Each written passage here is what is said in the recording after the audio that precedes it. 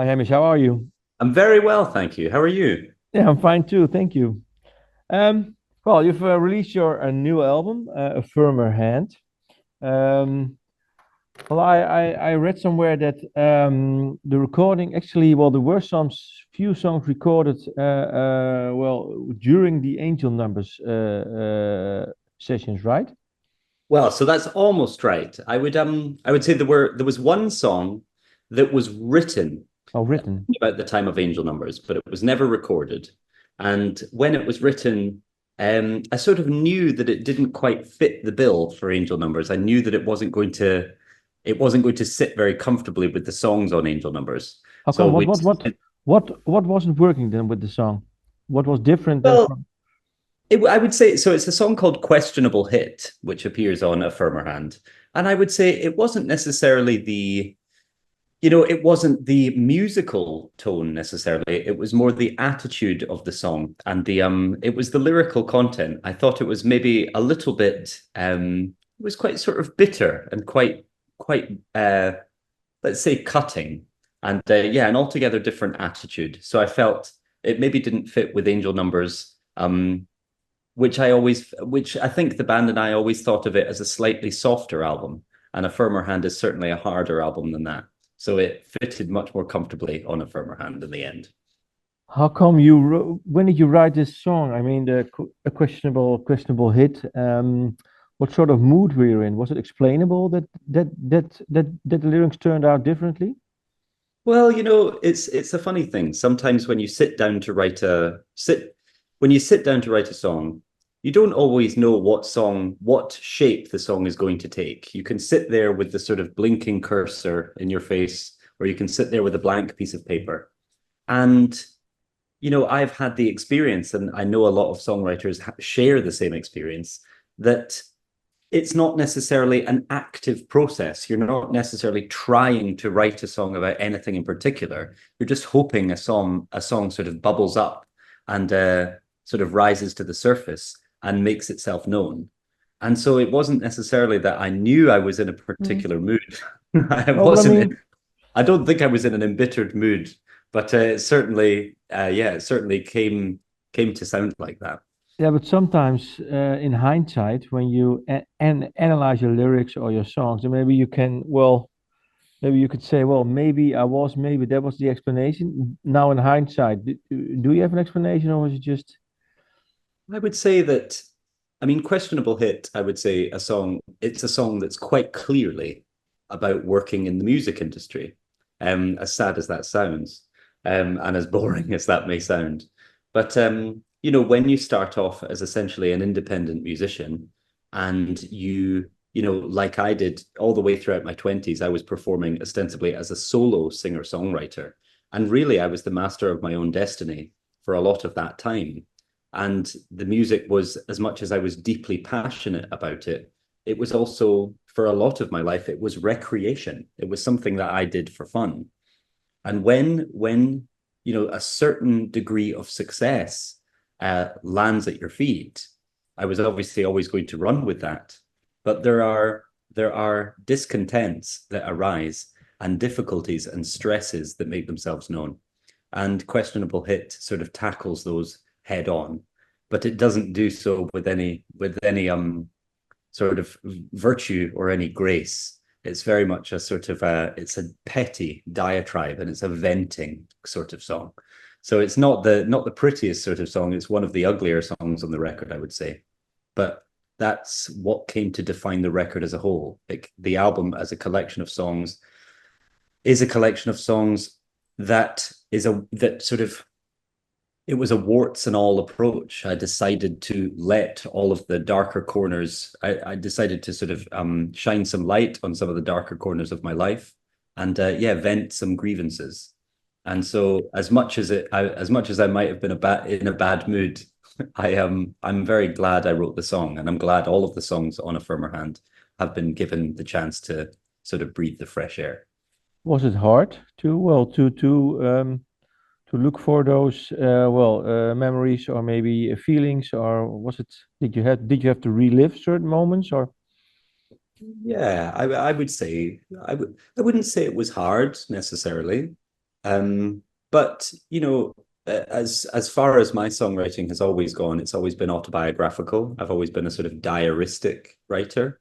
And so any song worth its salt, in my mind anyway, it isn't going to be a walk in the park, it's going to cause some degree of discomfort as a writer. And I think that's only right, really. I don't know, maybe I sound masochistic saying that, but Well, you I can think also maybe in hindsight, maybe it starts off as masochistic, but then in hindsight, maybe it's therapeutic. Maybe. absolutely, yeah, that's absolutely true. What was the hardest song to write then, lyric-wise? to to relive in some Yeah, sense. yeah, yeah, yeah. I would say it's a difficult question, but for me, it was likely a song. It was perhaps Juliet as Epithet, the opener, or a song like Milk and Ending, which is towards the end of the record. Um, yeah, they all of the songs on the record come from real life experiences, and I would say those two are particularly particularly painful memories, I would say. And I It's, think that shines through in the songwriting as well. well, let's start off then with Juliet's Epithet. It's also the opener of the album. What can you share? What do you want to share about, the memories that started the song? Well, I mean, my rule of thumb has always been I don't like to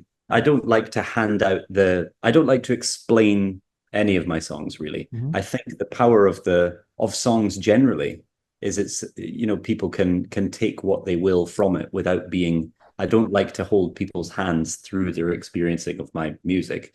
I do like to give people the opportunity to relate to it in their own way and have it resonate with them. Um, in its own unique way. I would say the album generally. In the past, I've worked quite a lot with romance and the sort of the jealousy of love and the thrill of the chase and the unrequited love and the sort of fraught the angst that comes with that. That I suppose those themes were more easily explored for me in my late teens and early 20s. And I think that would be quite, I can't speak for anyone else, but I would say that's maybe a common experience in all of us. It's a very heightened sort of time. And so that influenced my early songwriting. And now that I'm in my 30s, I would say my late 20s, early 30s, there's a sort of reckoning that takes place. Yeah. You sort of know yourself maybe a little bit better and you've lived long enough to be able to look back on your life, whereas when you're in your teens and 20s you're either living in the moment or you're thinking about what might come in the future. And I think maybe when I turned sort of 27, 28, 29, it was the first time where I was reckoning with my childhood and my adolescence and the early relationships of my early 20s and my university years. But I would say so that colored my early songwriting, and with a firmer hand, it's a much more adult record, I would say, and it moves beyond romance or the sheen of romance in a way, and it holds promise in a different way of sort of sex and eroticism and desire and the sort of knots and difficulties that come with that, and particularly sort of, as I say, sort of queer desire and sex, and relationships generally between men. That was what colored the record. Um, so I would, yeah, Juliet as Epithet. I don't want to necessarily guide anyone through exactly where who, who it was written about, where I was, any of Mhm. that. Um, but I think really, I think at its heart, a song like Juliet as Epithet is a song about regrets and lost opportunities, missed chances, and I think anyone listening to the words can see that. This period of time that you were saying, well, your first period of songwriting, if you compare it to, well, this album, what state is your life in then now? Are you grown up? Do you look back on it? Well, certain things went well, certain things maybe were a bit, maybe over too enthusiastic, or maybe you're not. Um, Sometimes people say when you grow up, life gets easier. Sometimes it gets difficult, more difficult. What side are you on? Oh, it's a good question. I wish I knew. I can tell you that right now in my life, um, things are well. I am well, and it's funny. Since this record came out, I've I've had quite a few concerned listeners approaching me and asking me, "Are you okay?" Yeah. No, I'm very well, and I would say, does life get harder? Does it get easier? No, it changes. It just changes. There's always a sort of ebb and flow. And the concerns I have now, I don't know if they are necessarily of any, they're not necessarily any graver than the concerns I had when I was younger. They're just different. And I have more time on certain, there are certain lines of thinking that I spend more time on and others that I spend less time on. And that's maybe flipped a little since I was younger. That's good to hear. Well, the album is called A Firmer Hand. It's a Yeah. line from the song Big Cat Tattoos. Well, once you pick an album title, it must, well, suddenly it hits you, I think. When did it hit you that this should be the album title? Well, it's a very good question. So it's obviously, yes, it's a lyric taken from Big Cat Tattoos. And I didn't necessarily, when I wrote that song and I wrote that chorus and the pre-chorus, it didn't hit me as the album title at all. Believe it or not, I had another working title for the album that I shan't reveal, but I had another title that was, I would say, maybe was slightly softer. A Firmer Hand suggests exactly as it sounds, a firmer hand. It is what it says on the tin.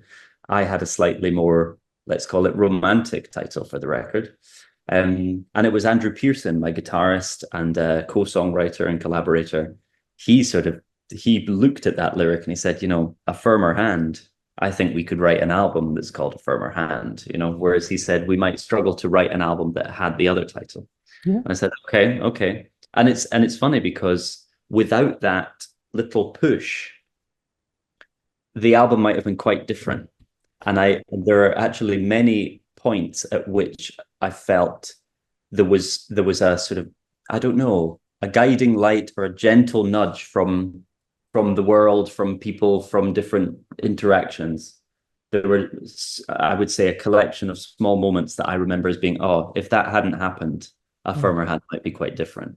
And that's because I'm generally quite an agreeable person. And I was encouraged, and thank goodness, I was encouraged to be a bit more barefaced, a bit more direct, a bit more plain speaking in this album. And I think it's paid off. When you wrote the song Big Cat Tattoos, how many songs did you already have? Did you write for the album? Oh, now I don't know for sure, but I would say that Big Cat Tattoos was probably right in the middle. I would say I'd maybe had 3 or 4, 5 songs by then. It was maybe song 5. Song 5, okay. He suggested that maybe A Firmer Hand should be the title. Did you have to revisit the 4 songs that you already wrote? And maybe alter them a little bit? No? Okay. No, but I would say that already, by the time he said that, already the album, if I'm honest, if I were being honest with myself, I would have maybe been able to see that the album would have to change its name. It's sort of, because actually it was Machiavelli's Room was the second song written for the album. And by that point in time, that song is such a, I don't know, it's the album in miniature, really. Machiavelli's Room is such a cornerstone of the record. And it's odd because when I wrote it, I still consider it to be the album's sort of love song, which I'm not sure if it comes across as that. But yes, I think I just always err on the side of being prettier, and that's for all, that's maybe a fault, but Yes, I probably, as I say, I probably would have had to change the name anyway. But yes, Big Cat Tattoos was a really important song for the album because I've said before, every time I've written an album, there has been a song, one song that sort of rears its head that has a huge amount of promise for the whole of the album, for the images that are going to make up the album, for the language that's going to get used, for the topics that are going to be discussed, for the themes that I'm going to dig deeper into. The entire adventure that is the album is often defined in part, in some small part, by one song. And for me, on A Firmer Hand, that song was Big Cat Tattoos. Can you Because yeah. can you share a bit? What do you want to share about that song without Well, being too explicit? But yeah, well, so you know, it's been said already that it's the album is clearly about, as I say, it's about my relationships with men, mhm. be they friends, family, colleagues, partners, whatever. And not necessarily individual men, although it is about that. It's about manhood generally. And yeah, I suppose, yeah. So I would say at its heart, you could say the album deals, I've said before that it deals in masculine currency. And Big Cat Tattoos is essentially let's say it's the songwriter. It is Hamish Hawk, this person that is me, but it is this other version of Mhm. myself, this slightly heightened version. It's that songwriter reckoning with the specter of man, of who that is. And Who is it? um Who is what are men for you? yeah, well, and well, that's the thing. I would hate to simplify it, but that the song itself, it's sort of I want to give you a good answer, but I sort of I wish I knew. It's that song is inspired by, let's say it's inspired by one man I know, but it's also been inspired by sort of many of the men that I've ever met. And I used this blank canvas in the shape of a man just to throw all of these discontents. It's essentially it, I think it's obvious that Big Cat Tattoos is not a positive representation of men. It's and the phrase toxic masculinity gets used. Is a toxic representation of men, or a representation of toxic men in my mind, or at least the kind of man that I would not myself like to come across as. But because it is purely an invention as well, it you start throwing things at the canvas and you become the canvas. That's what's really happening. There's just as much a criticism of the external in that song as there is of the internal. Yeah. That was the only fair way to write it. Um, I'm in love with my wife. And so I would like to explore the different way of looking at men for me and for you. Okay. When you grew up, when did you know that you actually were attracted to men? Um, I've it's tough to answer. Not that early, not very early. And I've what always was been attracted to. I'm attracted. Well, see this. I would say that I try to shy away from this sort of discussion, quite honestly. okay? And prefer to talk more in depth about the songs themselves than about the songwriting. Um, but it's a very complicated relationship. I think Yeah. sexuality is a very complicated area, and I think for ease, there are a lot of people I know certainly who, just for the ease of living, they try not to address it too head on, their own sexuality, throwing question marks at it. Um, I generally, just by nature, have always been a very curious person and a very open person. So I can be quite,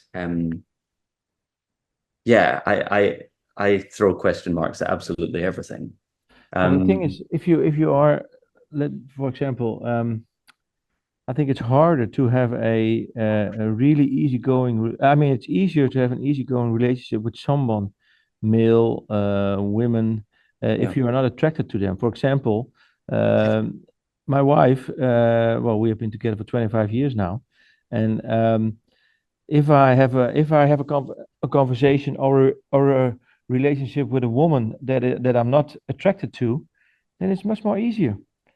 I Yeah. think that's what I was trying to, well, maybe to research with you, that once Right. you knew that you're attracted to men, I think that made the relationship with men maybe more complex or not. I would, yeah, absolutely, absolutely, Yeah. absolutely.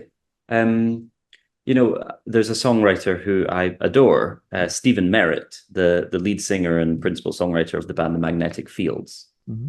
and he has a beautiful love song called "Asleep and Dreaming." That's one of my, I would say, it's just this kind of towering song for me. And I find, well, he says quite profoundly in it. He says, you know, you may not be beautiful, but it's not for me to judge. I don't know if you're beautiful because I love you too much. And it's that when you're, as you say, when you're involved, when you're there, when you're in it, you don't know, you can't see the wood for the trees. You don't know Yeah. it's really true. And so, yes, this sort of, yeah, I would say you're right. Attraction complicates everything, Yeah. And one of the things that Big Cat Tattoos deals with is the idea of this mixture of loathing and attraction, this kind of, and I think that's a wider theme in the record, the idea of sort of male competition. And is that can you overcome that? How do you negotiate that kind of competition? I myself think of myself as not a particularly competitive person, but I imagine to other people I might come across as competitive, or I might seem ambitious or eyes on the prize, that sort of thing. But I think, I don't want to be general here, but it seems part of the human experience, this idea of competition. Is it inherent, or have we created it for ourselves? And is it more present in male relationships than it is in female relationships? I don't necessarily think so. I think it just manifests itself in very different ways. Um, yeah, Big Cat Tattoos deals with the idea of male competition, but the sort of complicating agent, as you say, is the attraction or the Yeah. desire there. And I think also competition, I think also comes from more or less being insecure. I am older now, and I feel less competition because I'm more at ease with who I am. Do you know what I mean? Absolutely, yeah. And I think that's also something that, well, and maybe men, I think, well, the thing is, women can be bitches too towards each other. So yeah, that's when I see my children, uh, I have a boy, and a boy, he's well, he's doing okay, and he has a group of friends, and the friends all like each other.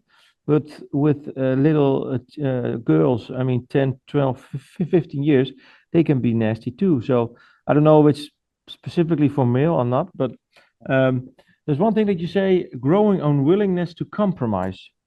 Yeah. When did you get got that feeling? I mean, it was, I suppose, compromise. It was, I mean, I say that speaking lyrically, it was I'm a perfectionist, and I am absolutely ruthless with myself. Now, that didn't necessarily change writing this album. I was just Mhm. as ruthless as possible.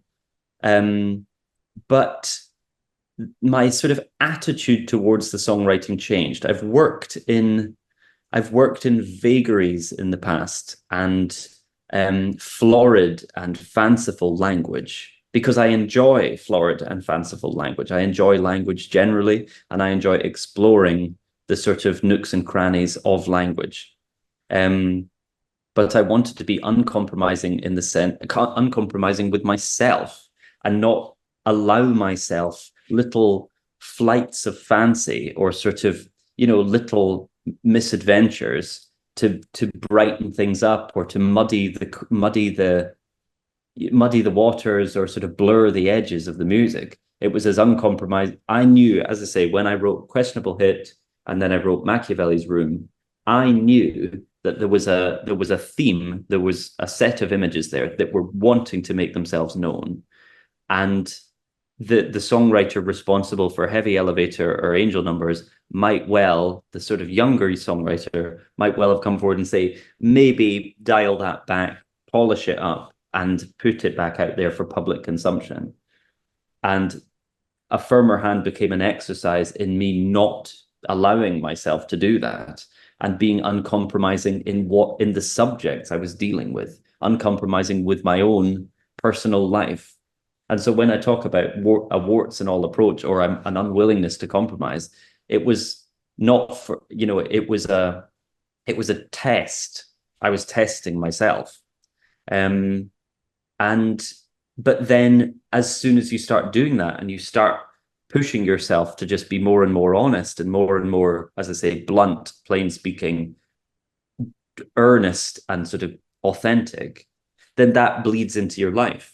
And you start being more like that with other people, and you start being maybe franker about how you think about things and what you really think. Did it give you some sort of are you living more easier? Yeah, I would say so. I would say so. The album has been really important for me as an artist, but it's been hugely important for me as a person. Yeah. It's good to hear. There's one image that I would like to ask you. I like the image that you painted with the metaphor Tommy Cooper's dying stage. Yeah. Can you can you explain a bit more what's the image? I mean, so if maybe you're familiar with it, I'm sure many people listening might well be familiar with it, but my take home was essentially Tommy Cooper died on stage, and he died on stage of a heart attack. But people in the audience thought it was a joke. And so everyone's laughing. Now there's a part of that. So as in this, obviously you can watch this footage and he sort of collapses backwards into the curtain, slumps down. And I was fascinated by the footage. I was absolutely fascinated. And I was struck by how I was simultaneously horrified and amused. And because there's a part of me that truly believes that in his healthier days, Tommy Cooper would have loved to have been told that that's how he would die. I'm sure he would go, oh, well, that's perfect. That's perfect. But there's also something awful about it because, he's having a heart attack. So he's there and he's in agony. And he in that moment, I don't know, this is where my mind wanders to, but in that moment, you just think of the fear and the fright and the sort of really, you're reverting back to just that sort of that child that you are inside and being terrified in front of these people who are essentially laughing in your direction. And I found that very affecting as an image. And, I found it very, sort of inspiring is maybe not the right word, but it certainly gave me a lot of ideas about living as a performer and living as I do these days, more and more on stage and more under sort of scrutiny or in public view. And often, I'm glad you asked me about this sort of image of it, because that's how my songs tend to work. I will tend to take an image like that, and that, as much as that image is mentioned only in one part of one song, that image and the sort of lesson that I get from it, or the inspiration that sort of the curiosity that's piqued in me from that image, sails through the whole record. And so when, people often ask me about the references I make in my songs to famous figures, celebrities, historical figures, religious figures, whoever they might be. And I always like to make as clear as possible that if I mention Tommy Cooper, it's not just about the comedian Tommy Cooper. It's about my relationship to who I think of when I think of Tommy Cooper, and how I think about my relationship to my family, and how I think about the person who introduced me to Tommy Cooper and who I was at that point in time and where I was and the conversations that were had. They're sort of markers, it's not just the reference, it's the sort of meaning of that reference in my life. And so it's always been that way with, in this album, I mentioned the sort of the Ramones and Franz Kafka and Tommy Cooper and in previous record. Yeah, Jacques Brel. It's not just about the chanson singer Jacques Brel from the port of Amsterdam. It's not just that. It's this other resonance that name and that idea has for me. Yeah. It's difficult to explain, but I've concerned myself in the past with people thinking that I'm just putting these in as some sort of currency, but it's actually, I wouldn't do it unless they had real meaning for me. And it's the same with, they function just like any other word in my songs, just like any other word. Yeah. Can you say that now, with being more honest with the way that you wrote this album, that you are now more like yourself on stage? Yes, yes. And I would say it's a very good time to ask that question, because the band and I have been essentially on tour for the past 2 weeks, performing every night, and performing for the first time the majority of the songs from this record. In fact, all of the songs from this record. And already I'm noticing, every time the first time you'll play a song on stage, you won't be able to make heads or tails of how to perform it, how to be in the song. And then as you do it more and more, you learn what the song means in isolation from its recording as well. It's very different recorded. It has a whole other life as a stage song. And I'm learning a lot about the songs, and I'm learning a lot about myself as a performer performing these songs, because the songs from Heavy Elevator and Angel Numbers, the previous two records, I was a different person on stage with those. And so when you put those songs next to these ones in one set list, it's a new world, That's interesting, but I also think that maybe you are learning the songs, but I think the songs are teaching you something too, maybe within a few years. Absolutely. And they do. It's remarkable, the lessons that I've learned from my own songs, months and years in the future after I've written them. I suddenly go, oh, that's what I needed to hear, Is there one song on this album that actually has taught you something already? Oh yeah, yeah, yeah. I would say each of them have. I would say yeah, yes. I mean, in short, yes. But some of them even I've learned things in the past week, but I think some of them still have some secrets to divulge. So I'll get back to you on that one. It's a good one. Good. Well, thank you for your time. Thank you. Thanks.